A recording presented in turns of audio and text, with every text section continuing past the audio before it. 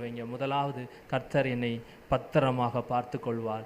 ரெண்டாவது, என் வாழ்க்கையில் எந்த ஒரு சேதாரமும் இல்லாமல் சேதப்படுத்தாது. அது பிசாசானவனோ இல்லை மனுஷனோ என் குடும்பத்தை அது சேதப்படுத்தாது. என் குடும்பத்துக்கு விரோதமாக அது தீங்கு செய்யாது. அதிலிருந்து கர்த்தர் விடுதலையாக்குவார். மூணாவது, ஆண்டவரே, நான் மரண வாயில் நான் கிடந்தாலும் என்னை நீர் கைவிட மாட்டீர். உங்களுக்கு விரோதமாக மரணமே வந்தாலும் நிச்சயம் ஆண்டவர் அது எல்லாவற்றிலிருந்து உங்களை விடுதலையாக்குவார்.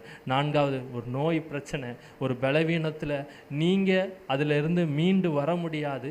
இன்னும் நீங்கள் நினைக்கிறத விட உங்களுக்கு சுற்றி உள்ளவங்க அநேக பேர் சொல்லுவாங்க ஆலோசனை, இது சுகமாகாது, நீ அங்கே போன்னு அநேக கஷ்டத்தையும் வேதனையும் சொல்லும்போது அதிலிருந்து என்னால் மீள முடியாத என்று நீங்கள் தயங்கும் போது ஆண்டவர் சொல்லுகிறார், அந்த வியாதியிலிருந்து நான் உன்னை விடுதலை ஆப்பேன்.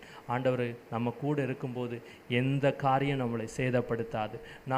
நான்காவது காரியம், நமக்கு விரோதமாக அநேக பேர் தீங்கு செய்கிறவர்கள் மத்தியில் கர்த்தர் அதை நன்மையாக முடிய பண்ணுவார். உங்களுக்கு முன்பாக அவர் இருக்கிறபடினால உங்கள் வாழ்க்கையில் எந்த தீங்கும் உங்கள் வாழ்க்கையை அது சேதப்படுத்தாது, உங்களை துன்பப்படுத்தாது. உங்களுக்கு எந்த ஆசீர்வாதம் கொடுத்திருந்தாலும் அதை கர்த்தரே காப்பாற்றுவார், பத்திரமாக பார்த்து கொள்வார். அதை நீங்கள் விசுவாசிக்கிறோம்.